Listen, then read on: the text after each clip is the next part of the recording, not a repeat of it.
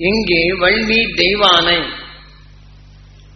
இப்ப நாம் வேதனை என்ற உணர்வின் தன்மையை நாம் நுகர்ந்தால் அது வலிமை மிக்க சக்தி. நாம் பல கோடி சரீரங்களில் இத்தகைய விஷத்தின் தன்மை நீக்கி நம் உடல் நஞ்சை மலமாக்கி அறிவின் தன்மையை தெரிந்திடும் கார்த்திகேய ஆன பிற்பாடு நஞ்சென்று தெரிகின்றது மனிதனை கொல்லும் என்று தெரிகின்றான். மனிதன் ஆறாவது அறிவு ஞானவான். முருகன் யாரும் ஞானவான். நமது அறிவு ஞானத்தால் பிரித்து அதன் உணர்வின் தன்மை அறிய செய்யக்கூடியவன் என்று தெளிவாக்கப்படுகின்றது. இப்படி தெரிந்து கொண்ட பின்னும் நாம் அது உணர்ந்து கொண்டோமா என்றால் இல்லை. உணரும் பருவமே இல்லாது போய்விட்டது. ஆகவே நாம் என்ன செய்கிறோம்? முருகனுக்கு பஞ்ச அபிஷேகம், பல பழங்களை போட்டு அபிஷேகம் பண்ணா அதை நமக்குள் நல்லது செய்வான் என்று நாம் எண்ணுகின்றோம். 5 கனிகளின் உணர்வுகள் வரப்போகும்போது இங்கே வெப்பம், காந்தம், விஷம் இதெல்லாம் அந்த கனியின் தன்மை அடைந்தது. எதன் பொருளை எடுத்துக்கொண்டதோ புலனறிவு 5 ஆகின்றது. இப்ப 4வது அறிவின் தன்மை கொண்டு அங்க பஞ்ச அபிஷேகம் நடக்கிறது என்றால் அதை போல நான் மனம் பெற வேண்டும், அந்த சுவையின் தன்மை பெற வேண்டும் என்று ஏங்கி நம் உயிரை அபிஷேகித்தால் அது எப்படி 5 விதமான சுவைகளை ஊற்றி பஞ்சாமிர்தம்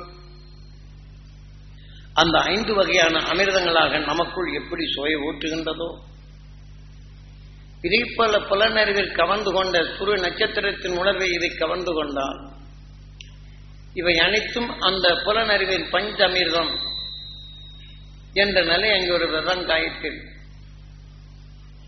அந்த துருவ நட்சத்திரத்தின் உணர்வை நாம் பெற வேண்டும் என்று அந்த எண்ணத்தை இயக்கினால் இதற்கு பேர் வசிஷ்டர்.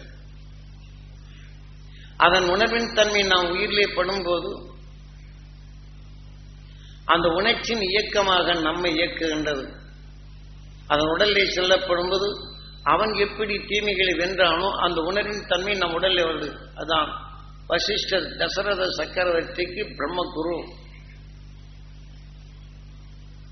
ஆகவே அதன் உணர்வை ஆகும்போது நம்ம உடலில் எந்த தீமை உணர்வு பிரம்மமாகின்றதோ அதன் சக்திக்கு பேர் அருந்ததி என்று காரண பேர். இதெல்லாம் நாம் தெரிந்து கொள்ள வேண்டும். ஞானிகள் ஒவ்வொரு சந்தர்ப்பத்திலையும் 10வது நிலை அடையக்கூடிய மனிதன் உடலில் நாம் நுகர்ந்த உணர்வுகள் எப்படி ஆகின்றது. ஆகவே அருந்ததி என்றால் நாம் எதன் உணர்வின் தன்மையாகி பிரம்மமாகி நம் உடலாகின்றதோ இந்த 10வது நிலை அடையும் சக்கரவர்த்தியின் மனைவி, அதனுடன் இணைந்து வாழும் சக்தி என்ற நிலையில் தெளிவாக்கப்படுகின்றது. தசரத சக்கரவர்த்தி நிலையில் இங்கே 6வது அறிவு கொண்ட மனிதன் முருகு மாற்றி அமைக்கக்கூடிய சக்தி பெற்றவன். அதனால்தான் முருகு என்றும்.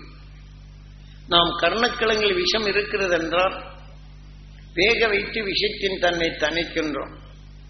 தொக்கியுள்ள இதோட ஒன்றிய நிலைகளை புளியை கரைத்துவிட்டு அந்த விஷத்தின் தன்மை தணிக்கின்றோம். மிளகாய் தனியா சாப்பிட்டால் என்று அலர்கின்றோம். இவை கலந்து புளியுடன் சேர்த்து உணர்ச்சியை தூண்டும் சக்தி பெறுகின்றோம். உப்பை கலந்து அதனுடன் பல சரக்குகளை சேர்த்து இணைத்து சுவையாக மாற்றுகின்றோம். நாம் முருகு மாற்றி அமைக்கும் சக்தி பெற்றவன் மனிதன். கர்ணக்கிழங்கில் விஷம் இருக்கிறது என்று தெரிந்து கொள்ளுகின்றோம் கார்த்திகேயா. மிளகாயில் கார உணர்ச்சிகள் உண்டு என்று தெரிந்து கொள்ளுகின்றோம் கார்த்திகேயா. புளி சாப்பிட்டனும் முகத்தை சுழிக்கின்றது. இந்த புளியை கரைத்தோட்டத்தின் விஷத்தின் நேர்முக இயக்கத்தை அடக்குகின்றது. உப்பின் தன்மை அதனுடன் கலந்த பின் சுவையின் உணர்ச்சிகளை தூண்டுகின்றது. ஆகவே கார்த்திகேய இவையெல்லாம் அனைத்து உணவின் தன்மை தன் உணர்ச்சியால் சுவையாக மாற்றி அதை உணவாக உட்கொள்ளும் போது நம் உணர்ச்சிகள் இந்த உணர்வுகள் அந்த உணர்ச்சிகள் பஞ்ச அபிஷேகமாக அந்த உணர்வுகள் நல்ல உணர்ச்சிகளை தூண்டுகின்றது. அப்ப அந்த உணர்ச்சிகள் நம் உயிரிலே பட்டு அந்த உணர்வு அமிலங்களை உருவாக்குகின்றது. அப்ப அந்த அமிலங்கள் நாம் எச்சில் நீராக மாறுகின்றது. ஆகவே நாம் உணவாக உட்கொள்ளும் அந்த சக்திக்குள் மகிழ்ச்சியூட்டும் உணர்வுகளை ஊட்டப்படும் போது, அது நாம் இரத்த நாணங்களிலே கலக்கப்படும் போது அந்த அணுக்களின் மலமாகி நம் உடலை நல்லதாக்கி உடலை ஆரோக்கியமான நிலைகள் உருவாக்கும் தன்மை பெறுகின்றது. ஆனால் விஷத்தை அடக்குகின்றது. இந்த 6வது அறிவால் மகிழ்வாகனா மயிலை காட்டி அதை தோகை விரித்து மகிழ்ச்சியாக ஆடுகின்றது. பரிணாம வளர்ச்சியுள்ள பறவைகள் நஞ்சினை விழுங்குகின்றது. அதன் உடலில் உள்ள உறுப்புகள் அதை அடக்குகின்றது. ஆனால் அந்த விஷத்தை காலடியில் வைத்திருக்கின்றது. அடிமைப்படுத்தியிருந்து காட்டுவதற்குத்தான் உருவம் அமைத்து அருவ நிலை காட்டி அவனுடைய இயக்கத்துடன் பரிணாம வளர்ச்சி நாம் இருக்கும்போது எப்படியெல்லாம் செய்தோம். இப்படி பறவை இனங்களில் ஒன்றின் பின் ஒன்றாக ஒன்றின் பின் ஒன்றாக பல உணர்வின் தன்மை நாம் கவர்ந்து நாம் மனிதனாக வருவதற்கு காரணமானது என்பதனை இந்த பறவையை காட்டி அதன் கீழ் பாம்பினங்களை போட்டு உணர்த்துகின்றான் மனிதன். இந்த உண்மையை கண்டுணர்ந்த ஞானியர்கள். ஆகவே இதை போல நாம் தீமை என்ற உணர்வுகளை இப்ப மனிதனானவன் ஒருத்தர் நோயால் வாடுகின்றான், வேதனைப்படுகின்றான், அவசைப்படுகின்றான். இதே சூரியன் காந்தப்புலம் கவர்ந்து கொண்டான். அது கவர்ந்து கொண்டது பரபிரம்மம். அது இணைந்து கொண்ட நோயின் உணர்ச்சிகளை தூண்டுவது ஞானம் சரஸ்வதி. இந்த உணர்வின் தன்மை இந்த அணு காயத்ரி. இதைத்தான் அது இயக்கம், வேறு ஒன்றோடு இணையாது. எதனுள் சென்றால் இதன் வலுவைத்தான் இயக்கம் என்பதுதான் காயத்ரி என்று கூறுகின்றோம். ஆகவே நாம் மனிதனின் வாழ்க்கையில் இச்சா சக்தி. இங்கே தசரத சக்கரவர்த்திக்கு வசிஷ்டர் நான் அதை பெற வேண்டும் என்ற ஆசையின் தன்மை வரும்போது அதற்கு வசிஷ்டர் என்று காரணம் தெரிவிக்கின்றனர். இங்கு 6வது அறிவு கொண்ட மனிதன் நிலைகளில் இச்சை, இதை பெற வேண்டும் என்ற இச்சா சக்தி நாம் நுகர்ந்து உயிரிலே பட்டால் அது கிரியா சக்தி. அது உணர்வுகள் நம்மை இயக்குகின்றது. இப்ப வேதனை என்ற உணர்வுகளை அவன் நல்லவன் ஆக வேண்டும் என்று இச்சைப்பட்டாலும் அந்த வேதனை உணர்வுகள் அறிந்துதான் நாம் அந்த பண்புடன் நல்லவனாக வேண்டும் என்னாலும் இந்த இச்சா சக்தி கிரியா சக்தி நம் உடல்ல அந்த விஷயத்தின் தன்மை கலந்து நான் காக்க வேண்டும் என்ற உணர்வுடன் கலந்து அவனை காக்க முயற்சிக்கின்றோம். ஆனால் நாம் இச்சைப்பட்ட உணர்வுகள் கிரியாகி அதன் ஞானமாக நம் உடல் உள்ள அணுக்கள் மாறத் தொடங்கி விடுகின்றது. அவன் படும் வேதனை நாம் இரத்தத்தில் கலந்த பின் இந்த உணர்வுகள் அந்த மனிதனை உருவாக்கிய அணுக்கள் ஊடுருவிய பின் அவன் ஞானமாகிய திசை திருப்புகின்றது. அப்ப அந்த கிரியை நாம் எப்படி மாற்ற வேண்டும்? அதான் இச்சா சக்தி, கிரியா சக்தி, ஞான சக்தி. ஆகவே பல கோடி சரீரங்களில் தீமைகளை நீக்கி வலிமைமிக்க சக்தியாக பெண்பாலாக இருக்கும்போது வள்ளி இதே போல துரு நட்சத்திரமான அந்த உணர்வின் தன்மை இச்சைப்பட்டு அதை நாம் கவர்ந்து நுகர்ந்தான் கிரிகை. அப்ப அந்த வலிமை மிக்க சக்தி வள்ளி அந்த துருவ நட்சத்திரத்தின் உணர்வை நாம் நுகரப்படும் போது தீமைகளை நீக்கிய உணரும்படி தெய்வ ஆணை, அது தெய்வமாகி அந்த உணர்ச்சிகள் அங்கே நம்மை இயக்குகின்றது. நாம் நுகர்ந்த உணர்வுகள் அரங்கநாதன், அந்த உணர்ச்சிகள் நம்மை ஆளும்போது ஆண்டாள். இங்கே விஷ்ணு தத்துவத்தில் இதன் உணர்வின் தன்மை தெளிவாக்கியுள்ளார். ஒவ்வொரு சந்தர்ப்பத்திலையும் எதனதன் உணர்வுகள் இங்கே இயக்குகின்றது என்பதனை தெளிவாக கூறுகின்றது நமது சாஸ்திரங்கள். தப்பில்லை. நமது ஆசையின் நிமித்தம் வரும்போதுதான் நாம் தீமையின் நிலைகளை வளர்க்க முடிகின்றது. ஆனால் நல்லவையை வளர்க்க முடியாத நிலை போயிட்டு உடலின் இச்சை கொள்ளுகின்றமே தவிர உடலில் உயர்ந்த இச்சை நாம் இச்சைப்பட்டு உயர்ந்த உணர்வுகளை சேர்க்கும் எண்ணமே இல்லாது. ஆக இந்த செல்வத்தை தேடி அழகுபடுத்தலாம் என்று எண்ணுகின்றோம். அந்த செல்வத்தை தேடும் முயற்சியில் நாம் எண்ணி எண்ணங்கள் தடைப்பட்டால் வேதனை என்ற உணர்வைத்தான் நாம் நுகர நேருகின்றோம். செல்வத்தை தேட வேண்டும் என்று இச்சைப்படுகின்றோம். அது பலவீனமான இது வள்ளி.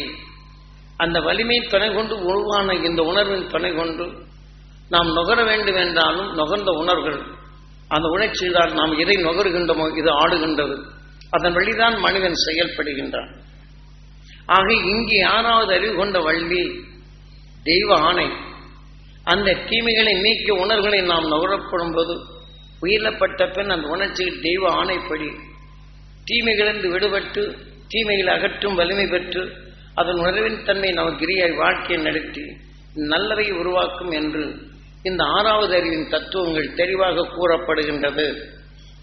நீங்க எல்லாம் படிச்சு பாருங்க, இந்த உண்மைகள் தெளிவாக தெரியும். எனக்கு முன்னாடி கொஞ்சம் கொஞ்சமா தொட்டு கொடுத்தேன்.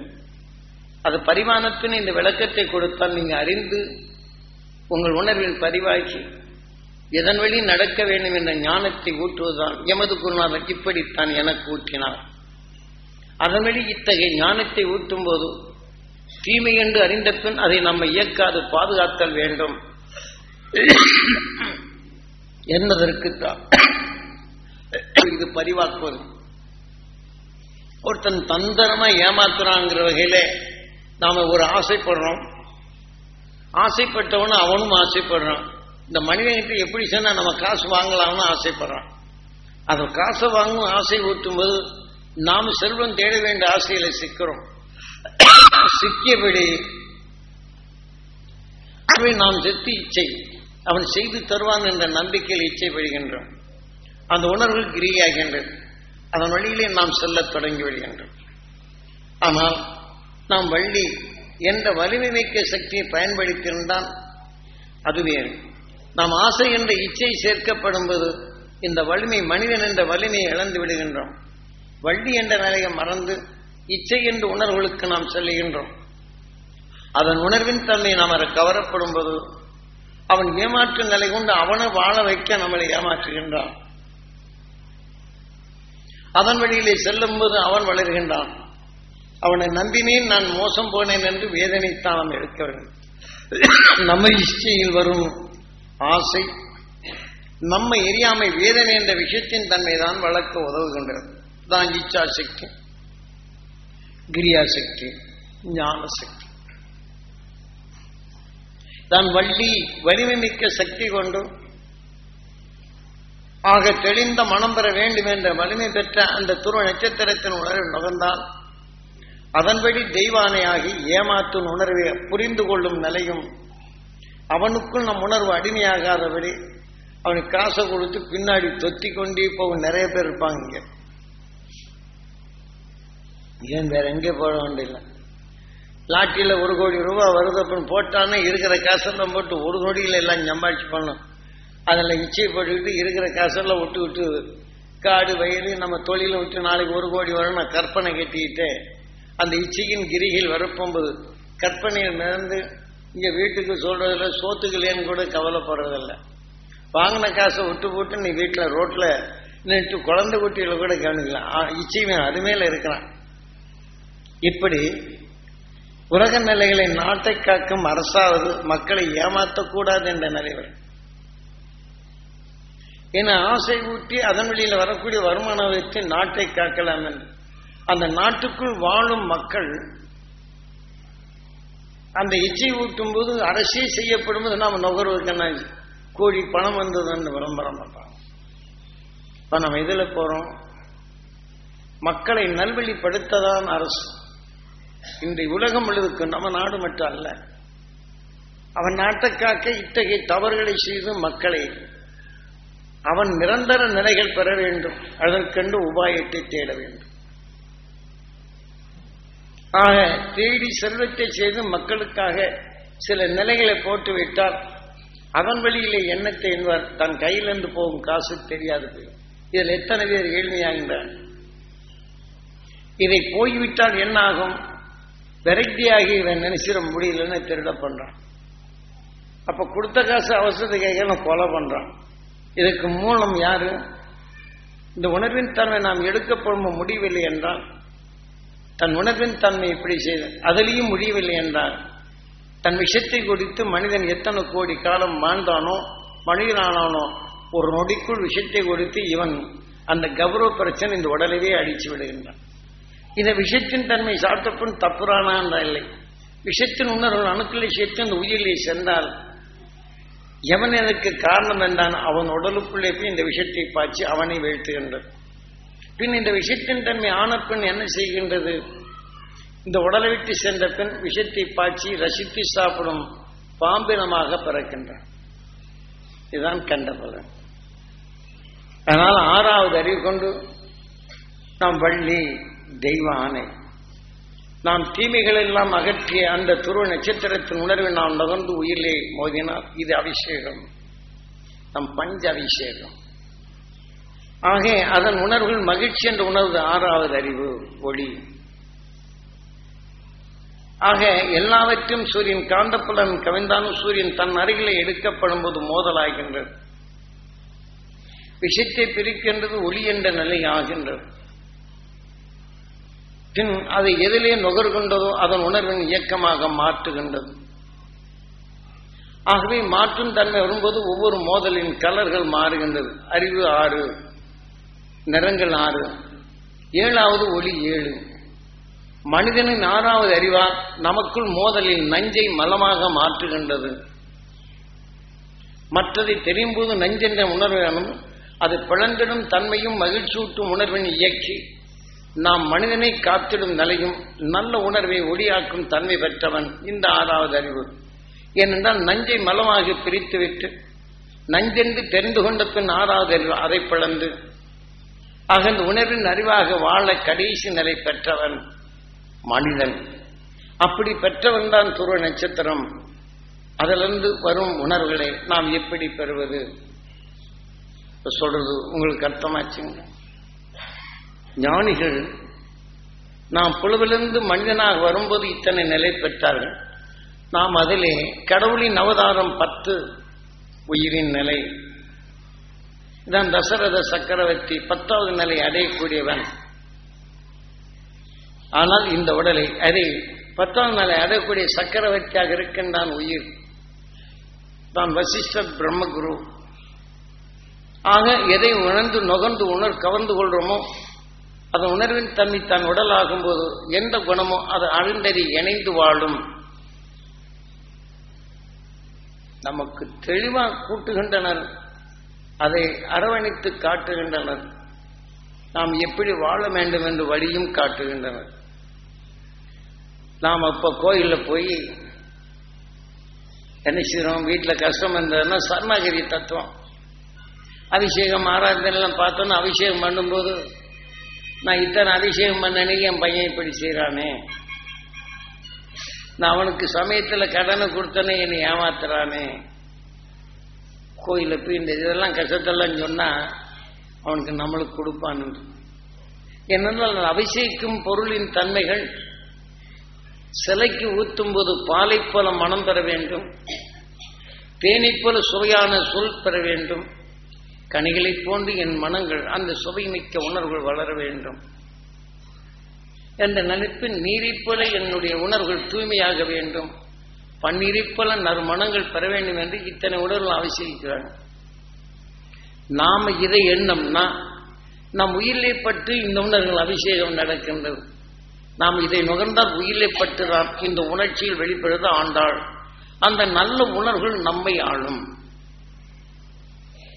அதான் 6வது அறிவு கொண்ட இச்சை. இதை போல நான் பெற வேண்டும் என்று இச்சைப்பட்டால் உயிரிலே பட்டு கிரிகை. அது எதனின் மனத்தின் தன்மை உடலை செல்லும்போது ஞானம், இச்சாசக்தி, கிரியாசக்தி, ஞானசக்தி. அப்ப அங்கு பாலை ஊத்தும் நிலையில் இச்சைப்பட்டு அது நான் பெற வேண்டும் என்று ஏங்கினால் இங்கே அபிஷேகம். அந்த உணர்ச்சியில் நமக்குள் கிரிகை. அதன் எதன் மனம் இருந்ததோ அது ஞானம் என்ற நிலைகள் இங்கே கொண்டு வருகின்றன. ஆக இங்கே வசிஷ்டர் அது நம் உடல் ஆகின்றது, அது பிரம்மமாகின்றது. அதன் எந்த குணத்தின் தன்மை நுகர்ந்தமோ அது இணைந்த சக்தி ஆகின்றது. அருந்ததி என்ற நிலையை காரண பெற வைக்கின்றன. இதான் ராமாயணத்தில் இந்த நாட்டை பிடிக்க வேண்டும் என்று இச்சைப்படுகின்றான். அந்த உணர்வின் தன்மை உயிலே படுகின்றது, கிரிகை ஆகின்றது. ஆறாவது அறிவின் செயல்கள் அதன் ஞானத்தின் தன்மை கொண்டு உடலே அங்கு உருவாகின்றது. ஏனென்றால் எதை நுகர்ந்து உணர்வை உருவாக்குகின்றானோ தான் ஆறாவது அறிவு கொண்டவன் பிரம்மா. சிறைபிடித்தான் முருகன். இங்கே தசரத சக்கரவர்த்தி தான் நுகர்ந்த உணர்வு பிரம்மம். அந்த எதன் நினைவுத்தான அது குரு உருவாகி விடுகின்றது. அதன் சக்தியாக ஞானம். இதுகள் எல்லாம் நீங்க எந்த காரியங்களை படித்தாலும் இதனுடைய மூலக்கூறுகளை நீங்க அறியலாம். தெளிந்து பாருங்கள். நமது ஞானிகள் ஒவ்வொரு துறையிலும் ஒவ்வொரு நிறைகளையும் மனிதனான பின் கண்டுணர்ந்த ஞானிகள் நமது வாழ்க்கையில் எப்படி தீமைகள் சேர்கின்றது, அதை நாம் எப்படி நீக்க வேண்டும் என்பதுதான் ஆலய பண்பு. இன்று நாம் ஆலயத்தையே அவமதிக்கின்றோம். இப்ப அபிஷேகம் செய்யப்படும்போது இந்த பாலை போல மனம் பெற வேண்டும் என்று இச்சைப்படுதல் வேண்டும். அந்த உயிரிலே பட்ட பின் அது கிரிகையாகின்றது. நமக்குள் பயரமோ சங்கடமோ இருப்பினும் இந்த உணர்வை செலுத்தி நமக்குள் அந்த பாலை போல மனதை தெளிவாக்குகின்றோம். தேனை போல அந்த சுவையை சுருக்கும் போது பாலுக்கு சுவை ஊட்டுகின்றது. இதனுடன் கனியை சேர்க்கும் போது அதன் உணர்வுக்கு தக்க சுவையை ஊட்டுகின்றது. நாம் பால் அபிஷேகம், தேன் அபிஷேகம். உணர்வின் தன்மை ஆனாலும் நீர் என்ற நிலைகள் கலந்து அதன் உணர்ச்சி ஒன்றாக இணைக்க காரணமாகின்றது. அதன் உணர்வின் தன்மை ஜீவனமாக மாறுகின்றது. அதை நாம் என்ன செய்ய வேண்டும் என்பதனை இங்கே தெளிவாக கூறப்படுகின்றது. பண்ணி நறுமணமாக இவையெல்லாம் சேர்த்து ஓர் இனமாக நமக்குள் கூட்டி அந்த நறுமணத்தை வீசும் அந்த உணர்வினை நாம் உருவாக்குதல் வேண்டும் என்றால் சிலை மேல் இந்த அபிஷேகத்தை செய்கின்றன. முருகனுக்கும் சரி எல்லா சிலைகளுக்கும் இதை செய்ய வேண்டும். இதெல்லாம் துவைதம். அதை மனத்தால் நுகர்ந்தறியும் போது அத்வைதம் மனம் நுகர்ந்தறியும் போது அந்த உணர்ச்சிகள் நம்ம இயக்குகின்றது விசிஷ்ட அத்வைதம். உணர்வின் தன்மை உடலை அடையப்படும் போது துவைதம். நல்ல உணர்வுகளை உன் உடலாக்கு, நல்ல அணுக்களாக்கு, அதன் மலத்தை உன் உடலாக்கு. ஆகவே எதன் அணுவாகின்றதோ அதன் மலமே நம் உடலாகின்ற சிவம். ஆக உயிரின் இயக்கம் ஈசனாகின்ற உருவாக்க காரணமாகின்றது. அந்த உணர்வின் சத்து நம் உடலாக்கப்படும் போது கருவாகின்றது இரத்தத்திலும். உணர்வின் தன்மை உருவாக்கப்படும் போது பிரம்மமாகின்றது. எக்குணத்தின் தன்மை அணுவாகின்றதோ அதான் பிரம்மாவின் மனைவி சரஸ்வதி. அந்த அணுவின் ஞானம் அதன் வழி கொண்டு எதனை எடுத்தமோ அதன் வழி வாழத் தொடங்குகின்றது. அதை நுகர்ந்த அணுவின் மலமாகும் போது இது நம் உடலில் இணையப்படும் போது அந்த உடல் தான் நம் சிவமாகின்றது. ஏனென்றால் நம் உறுப்புகளில் எதன் உணர்வுகளை அது உணவாக்கொண்டதோ அந்த அணுக்கள் கல்லீரல், மண்ணீரல், நுரையீரல் என்ற உணர்வின் தன்மையை அதன் மலத்துக்கொப்ப உருவம் அமைத்து உணர்ச்சிகள் அமைத்து அதன் உண்மையின் உணர்வுகளை அறியச் செய்து தீமைகளை நீக்கிடும் உணர்வாக மாறுகின்றது மனிதனான பின். ஆனால் பித்த சுரபியோ தன் உணர்வின் தன்மையை அடக்கிக் கொள்ளுகின்றது. நாம் உணவாக உட்கொள்ளும் உணவுக்குள் அந்த பித்தம் என்பது கடும் விஷம். அதன் அழுகூல வெளியாக்கும் போது உணர்வின் தன்மை நமக்குள் நாம் ஜீரணிக்க உதவுகின்றது. பித்தத்தின் சுரபி அதிகமாகிவிட்டால் நமக்குள் மயக்க நிலையும் சிந்தனையற்ற நிலையும் நேரிலே அரிக்கின்ற நிலையும் உருவாகின்றது. இது நாம் வளர்ச்சி நிலைகள் இது அதிகமாகிவிட்டால். ஆக நாம் இந்த உணர்வின் தன்மை அதிகரித்தால் தாங்காது வெளிப்படுத்தும். அந்த வெளிப்படுத்தும் உணர்வு இரத்தத்தில் கலந்தால் மீண்டும் நெஞ்சாகும். இதன் மற்ற உறுப்புகளில் சேர்க்கப்படும் போது அந்தந்த உறுப்புகளும் பலவீனமாகும். கல்லீரல் படிக்கும் தன்மை இழக்கின்றது. கிட்னிக்கின் தன்மை விஷத்தின் தன்மை, நீரிலிருந்து விஷத்தின் தன்மை பிரிக்கும் செயலை இழக்கின்றது. ஆக நுரையீரல் உணர்வின் தன்மை பின்னி அதனை வடிகட்டி மீண்டும் இரத்தத்துக்கு அதந்து கிட்னிக்கு வந்து சுத்தப்படுத்தும். அதிலிருந்து நம் இருதயத்தை பம்ப் பண்ணி எல்லா இடங்களுக்கும் நல்ல உணர்வின் அணுக்களுக்கு அது உணவாக கொடுக்கின்றது. ஆக நல்ல அணுக்களை வளர்க்கின்றது. மனிதனாக உருவான உணர்வுகளுக்கு அது விந்தாகின்றது. அந்த விந்தின் உணர்வுக்கு ஆகப்போகும்போது இந்த மனிதன் உணர்வின் தன்மையை தெளிவாக்கும் உணர்ச்சியின் அணுக்களாகின்றது, அதன் வலிமை பெறுகின்றது என்பதனை ஞானிகள் தெளிவாக கூறுகின்றனர். அல்ல யோசனை பண்ணி பாருங்க. ஞானிகள் இவ்வழியில் மனிதன் தான் சுவாசிக்கும் உணர்வுகள் எப்படி இருக்க வேண்டும் என்றும் உருவம் அமைத்து அருவ நிலைகளை நகரும்படி ஆலயங்களை வைத்தார். இப்ப அந்த 6வது அறிவுப்படி நாம் செய்கின்றோமா? இதிலே தான் போகன் செய்தான். இந்த பிரபஞ்சத்தின் இயக்கம் மனிதனான பின் நஞ்சை நீக்கியவன் என்ற நிலையில் கொண்டு இந்த மனத்தை கொண்டு அறிவு என்ற நிலையில் வருகின்றது. அதான் 27 நட்சத்திரங்களும் நவக்கோளின் உணர்வுகளையும் அந்த நவக்கோளால் விளைந்த தாவர இனங்களையும் இந்த சிலைக்குள் உருவாக ஆக்குகின்றான். சூரியனிலிருந்து பாத ரசங்கள் தான் எல்லாவற்றும் கலக்கின்றது. எதனுடன் கவர்கின்றதோ அதன் விந்தாகி அதன் உணர்வை அதன் கருவாகின்றது என்பதனை தெளிவாக கூறுகின்றது சாஸ்திரங்கள்.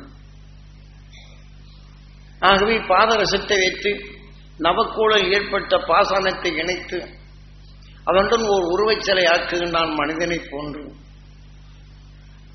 ஆகவே இதன் உணர்வை கலந்து கொண்ட பின் ஒவ்வொரு தாவர இனங்களில் இந்த ரசம் உண்டோ இதைதான் சாரணை என்ற நிலைகள் மனிதனாக உருவாக்கப்படும் போது ஆடு மாடு தின்றாலும் அதை புலி அதை அடித்து சாப்பிட்டாலும் இந்த உணர்வின் தன்மை அதில் எப்படி கலக்கின்றது, அதன் உணர்வுகள் சிறுக சிறுக கலவலாகி தீமைகளை நீக்கும் மனிதனாக உருவாக்குகின்றது என்பதனை உணர்ந்தவன் அருஞானி ஆக.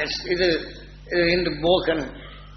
நாம் இந்த 5,000 ஆண்டுகளுக்குள் இதனை உணர்ந்தவன். இதை முதலில் கண்டுணர்ந்தவன் அகசிவன். துரு நட்சத்திரமாய் இருப்பினும் அவனுக்கொப்ப இந்த உணர்வின் தன்மை அவனுடைய அறிவுகள் இக்காலத்தில் அதனை செயல்படுத்தினான். அதன் வழி உருவை உருவாக்கினான். அதன் வழி உருவாக்கிய பின் அந்த சிலை மேல கொஞ்சோண்டு தண்ணி விட்டா போறோம், அதிலிருந்து ஒரு வெப்பமாகும், ஒரு ஆவித்தன்மை கிளம்பும். அதிலிருந்து தான் அது ஆன்மாவாக்கி நாம் படிமீறி கீழிருந்து இயங்கி அதை பெற வேண்டும் என்ற இயக்க உணர்வு வரும்போது இடமெறித்து அது இடும்பன் மலை என்று சொல்வார்கள். நாம் ஈறி எப்படி அடைய வேண்டும் என்பது நமக்குள் இந்த வேதனை என்ற உணர்வாகி கால் கை கால் எல்லாம் முடங்க செய்கின்றது. இடும்பன் இடைமறித்து தடுக்கின்றது. சிறிது நேரம் மாற அதே உணர்வின் மேலே செலுத்தி கலப்பை நீக்கி நாம் மேலே சென்று அவன் அருளை பெற வேண்டும் என்று கிரிவலம் வந்து அங்கு தூப சூவி இருக்கும். இதன் உணர்வை வானை நோக்கி எண்ணி அந்த துருவ நட்சத்திரத்தின் பேரருளை பெற வேண்டும் என்ற உணர்வை நுகர்ந்து இதன் வழி ஆலயத்திற்குள் செல்லப்படும் போது அவன் அறிவின் தொடர் கொண்டு போகன் செய்த அந்த சிலையிலிருந்து தீமைகளை நீக்கிடும் ஆவியின் தன்மையை ஆலயத்திற்குள் சென்று அதை உற்று கண் கொண்டு பார்த்து உணர்வின் தன்மை பதிவாக்கும் போது கண்ணன் வெண்ணையை தேடுகின்றான். சிலையின் உணர்வை பதிவாக்கிய பின் அதிலிருந்து வரக்கூடிய மனத்தை கண்ணோடு சேர்ந்த காந்தப்புலன் கவர்கின்றது. நுகர்ந்த உயிரிலே பட்ட பின் இந்த உணர்ச்சியின் தன்மை அதை தீமையை நீக்கும் சத்தாக அவன் வடித்த உணர்வை அந்த வெண்ணையை நம் கண் திருடி நம் உடலுக்குள் தீமையை நீக்கும் சக்தியாக அந்த வெண்ணெய் என்றால் நெய்யாக எப்படி நம் உடலுக்கு சத்தாகின்றதோ அதன் உணர்வின் சத்தை நாம் அடிக்கப்படும் போது நம் உடலிலே தீமை நீக்கும் அருசக்தி கிடைக்கின்றது. ஆனால் கண்டுணர்ந்த ஞானி கண்ணின் இயக்கமும் உயிரின் இயக்கமும் உடலின் அமைப்பும் என்ற நிலைகள் அறிந்தவன் ஒவ்வொரு சாதாரண மக்களும் தன்னை அறிந்து தீமையை நுகரும் போது என்ன நடக்கின்றது, தீமை நீக்கி அருஞானியை நுகரப்படும் போது நம் உடலில் என்ன விசித்திரங்கள் நடக்கின்றது, தீமையுடன் நல்லது எண்ணும் போது பல தீமையை உணரும் பொழுது நமக்குள் எத்தகைய விஷயங்கள் மாறுகின்றது, குணங்கள் மாறுகின்றது, உடல்கள் நலிகின்றது என்பதை அறிந்தவன் அந்த தன் இன மக்களை என்று எண்ணும் போது இன மக்கள் என்று எண்ணவில்லை. ஒவ்வொரு மனிதனின் உயிர்க்கடவுள் அவனால் அமைக்கப்பட்ட அந்த ஆலயம், அந்த ஆலயத்தை சுத்தப்படுத்தினால் அந்த எதை ஆளுகின்றதோ எதை உருவாக்கினானோ அந்த உயிரை கடவுள் அதுவே ஆளுகின்றான். அந்த ஆண்டவன் நிலைகளில் நாம் பிறருடைய நிலையில் செயல்படும் போது அந்த மகிழ்ச்சி என்ற உணர்வை வெளிப்படுத்தும் போது அதை மற்றவர் எவர் நுகர்கின்றனரோ அதன் உணர்வின் தன்மை பெறுவதற்குத்தான் அந்த போகன் அவ்வழி செய்தான். ஆயிரக்கணக்கோர் உணர்வுகளை அங்கு நலம் பெறும்போது அவன் எந்த போகனை எண்ணி அதை செயல்படுகின்றனரோ அம்மனித உடலுடன் இருக்கப்படும் அதை செயல்பட்டான். அவன் தீமைகளை நீக்கிய உணர்வின் தன்மை ஒளியின் சரீரம் பெற்றான். இன்று துருவ நட்சத்திரத்தின் ஈர்ப்போட்டத்தில் 6வது அறிவு 7வது நிலை பெற்றுள்ளான். அதன் உணர்வை நுகரப்படும்போது அவன் சென்ற பாதையில் நமக்குள் அந்த அருணர்வு பெற்று நாம் இருளை நீக்கிடும் அருள்சக்தி பெற்று இந்த உடலுக்கு பின் அவன் வழி அங்கே செல்ல முடியும். அவன் அதை பெறவே அதன் உணர்வை அங்கே பெற்றான். அவன் வழியில் செல்லும் பொழுது அவன் பாதையில் நாம் அங்கே செல்ல முடியும். ஆகவே நாம் எடுத்துக்கொண்ட உணர்வு அவன் காட்டிய அந்த தூப சூவியின் தன்மை கொண்டு அந்த துருவ நட்சத்திரத்தின் பேரருளை பெற வேண்டும் என்று வடமேற்காக வைத்திருப்பான். விநாயகரை வைத்தது போல முருகன் சிலையும் அப்படித்தான் வைத்திருப்பான். ஆகவே இந்த வினைக்கு நாயகனாக கார்த்திகேயன். ஆக நாம் மனிதனாக எப்போது சேர்த்துக் கொண்டோமோ பல கோடி சரீரங்களில் சேர்த்துக்கொண்ட வினைகளுக்கு ஒப்ப நாயகனாக மனித உடல் உருவாக்கியது விநாயகா.